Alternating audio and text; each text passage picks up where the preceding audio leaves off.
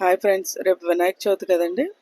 దానికోసమని వినాయకునికి పత్తి అంటే కాటన్ వస్త్రం ఎలా తయారు చేయాలో చూపిస్తారండి.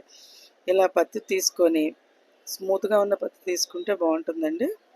ఇలా ఈవెన్గా మనకి ఎంత కావాలో అంత మాత్రం తీసుకోవాలండి. ఎంత కావాలో పత్తి ఇలా స్మూత్గా ట్విస్ట్ చేసుకుంటూ ఈవెన్గా రావటానికండి ఇలా మొత్తం మనం నలుపుకుంటూ వెళ్ళాలి.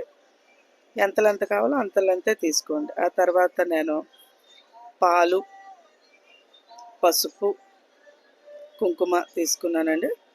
కొంతమంది వాటర్ కూడా తీసుకుంటారు. నేను పచ్చిపాలు తీసుకుంటాను. ఆ పాలని యూజ్ చేసి ఇలా మధ్యలో ఇలా తడుపుకుంటూ మధ్యలో గువ్వల్లా వస్తాయండి రౌండ్గా. ఇలా చేసుకుంటూ వెళ్ళాలి. ఇందులో కూడా చాలా రకాలు ఉన్నాయండి. ఈ పత్తిలో నేను ఈ విధంగా చేసుకుంటాను. డైరెక్ట్గా కుంకుమతో పెట్టేసే వాళ్ళు ఉన్నారు, డైరెక్ట్గా పసుపు లేకపోతే విభూది ఇన్ని రకాలుగా చేసుకుంటారు. నేను ముందు పాలతో ఇలా చేసుకొని తర్వాత పసుపుతో తడుపుకుంటానండి. డైరెక్ట్గా మీరు కుంకుమ పెట్టేయచ్చు, కానీ నేను పసుపు పెట్టి కుంకుమ పెడతానండి.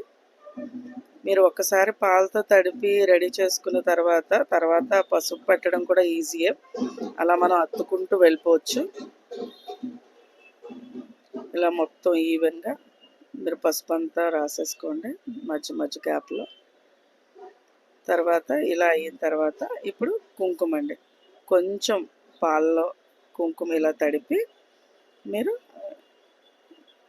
ఇంకా ఈజీగా అయిపోతుందండి. వన్స్ మీరు పాలతో చేశాక ఈ 2 పనులు ఈజీగా అయిపోతుంది.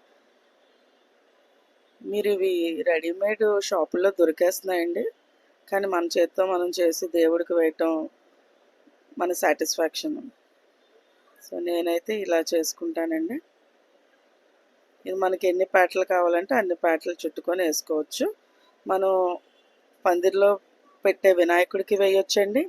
పసుపు వినాయకుడు చేస్తాం కదండి, ఆయనకు కూడా వేసుకోవచ్చండి. ఇలా మొత్తం అయ్యాక ఇలా ఉంటుంది. ఈ వీడియో మీకు నచ్చినట్లయితే లైక్ చేయండి, షేర్ చేయండి, సబ్స్క్రైబ్ చేసుకోండి. Thank you so much.